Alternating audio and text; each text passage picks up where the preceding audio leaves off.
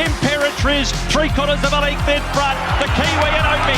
It's Imperatriz wins it from It's Platinum to believe, but Skirt the Wall's in front, and Skirt the Wall's all too good. Skirt the Wall's 1 by length and a half. 2 fights, Amelia's jeweler neck, a half life lessons. Too good, too good. Amelia's jeweler length life lesson. Welcome back to the channel, everybody, for Group 1 Moir Stakes night, and I can't wait for this card. There's a lot of good bets on this card. There's a lot of cracking racehorses and a lot of cracking chances. So let's get into the preview and find the winners of what can be a very profitable night. Race number 1 at Moonee Valley on Moir Stakes night. It's a benchmark 70 handicap over the 1500 metres, and I'm with Moonee here, and I'm actually really keen on this horse.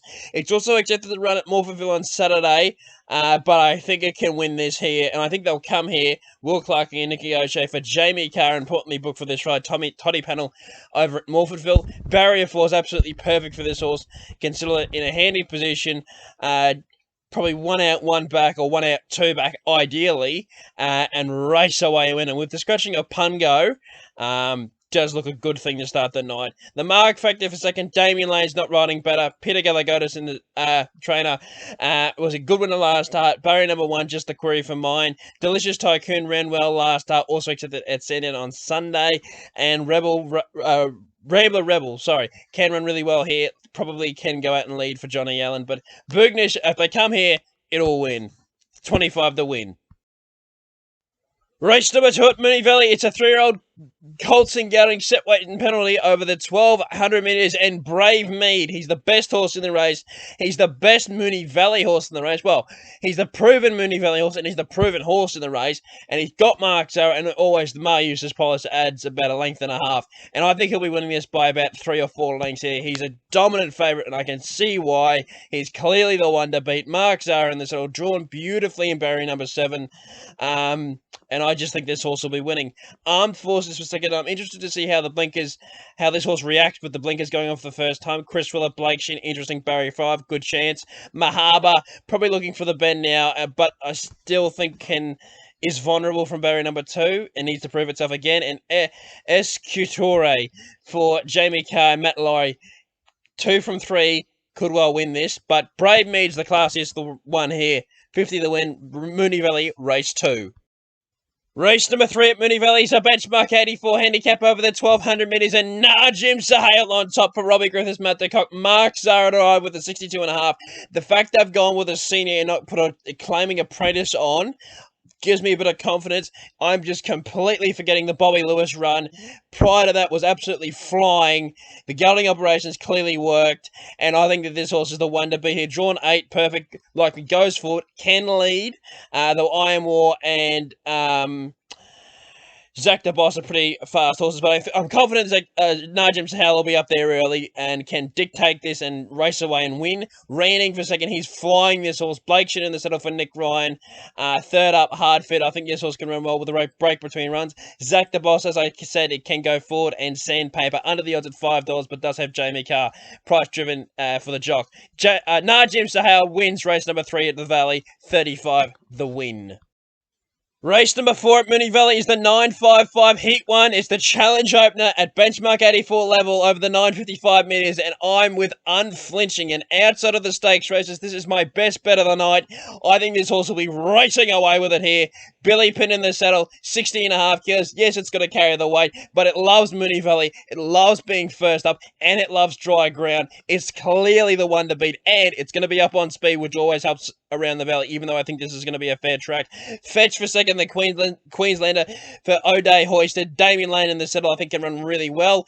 For Suto, class horse, no idea where it's going to be in the run. And Rattle and Bang, I thought, was over the odds at $14. But Unflinching will win the opening head of the 955 challenges and could even be competitive later in the season. 60 the win. Race number 5 at Moonee Valley is the Group 2 Stud Stakes over the 1600 metres, and I've got Autumn Angel on top. And can someone explain why the hell this horse is drifting? It is a crazy price at $7.50. It is clearly the one to beat. Peter Moody, Kath Coleman, Billy Egan in the saddle. Didn't have a lot of luck last start, but prior to that was was up behind the wall of horses, got the cover, saw the gap, and unleashed with a powerful sprint. And from barrier number 1, I'm hoping that Billy Egan can have it forward, up on the inside the fence. It's going to need a little bit of luck, but if it gets a gap and it explodes, look out. Everyone is going to be saying, wow, we got $750 about this horse. Crazy price. Griff comes out of a good race last up. Mark Zara sticks. King of Fighters, the maiden of the field, but has the potential to win and can run well. And Make a Call. Blinkers go on this horse for Peter and Paul Snowden. Johnny Allen are right. I'm interested to see how it goes. But Autumn Angel, just the wrong price for mine. 40 the win. Race number 6 at Moonee Valley is the Group 2 Stock Stakes over the 1,600 metres, and Amelia's Jewel. No surprise here, but she's on top. $1.35. I cannot recommend you back her. It's too short for mine. She's an absolute star, and she'll prove that here, as the comment says down below. But it's a thrill-seeker price. I can't take it. The only way you can back her is by putting her into a multi with something else that you think can win, because she will be, and she's your lock for any multi going around this weekend. She's an absolute star. She's a diamond.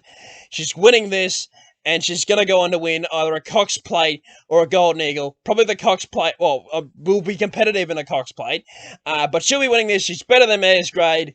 She's clearly the one to beat here, but I can't back her, and I can't have a strategy on her. That's why I'm going to have my strategy on the 2 horses I do believe are way over the odds in the race. That's a Fairer Sweeper and Deny Knowledge. I think they're both going to run really well. Deny Knowledge is going to be up on speed, and the Fairer Sweeper's got a bit of class. So I'm going to back them both to get a place, 20 on them both, and start them in for 4th. It, at her best, can show what she's made of here, but Amelia's Jewel will win the Stock Stakes. Really confident. Race number 7 at Moonee Valley is the Group 1 Moir Stakes over the 1,000 metres. They're going to fly here, and I think Imperatrice, clearly the class runner here, the class horse, Mark Walker, OP Boston, barrier number 5. I just can't see how they're going to beat it. You know, they're going to go hard here as Fura Acromantia, the Generation Zoo Style. Rothfire can be up in that battle, and it's going to set it up for a back marker. And the one that's going to suit it best is Imperatrice. Was a big win first up over the 1,000 metres. OP Boston back in the settle from first up being ridden a peach by Mickey D. They won't beat her here. As for a second, they're going to go handlebars down, and that's what Henry Dwyer said that they're going to do. Can run well. The only run it's had at the Valley was an really unlucky run in a 9.55 challenge, and I think can run really well here. Rothfire, you know what you're going to get. He's an old war horse. He's very much Group 1 competitive. The barrier is the one thing they've got against him, but it can still run a heck of a race in the Inferno. They go crazy up front. Imperatrice will be storming home and will be winning, but the Inferno at $81, just stupid. Imperatrice for mine in the Moir, 60 to the win. Race number 8 at Moonee Valley is the Group 3 Scarborough Stakes over the 1,200 metres, and I've got Skirt the Law on top for Ryan Maloney and Tony Gollan. Third up now, hard fit runner, cracker last start, has a massive weight advantage of 1.5 kilos on She's All Shenanigans. Now that they meet at the same weights, but Skirt the Law meets it better at the weight. Drawn perfectly in barrier number 6. Drew 18 last up, was the first go down the straight. I don't think that suited the horse, but still ran an absolutely outstanding race. It was good first up in the Quizette, and I think this is going to be its time to shine here. The last race at Moonee Valley, I think it's going to be winning. Zurion for second, the Kiwi for Mark Walker and Mark Zara. 2 from 2, already a Group 2 win, and I'm interested to see how it goes. Inhibitions loves the Valley, and Lazargo can run really well and is way over the odds at $41. But 35 to win on Skirt the Law in the Group 3 Scarborough Stakes, Race 8, Moonee Valley.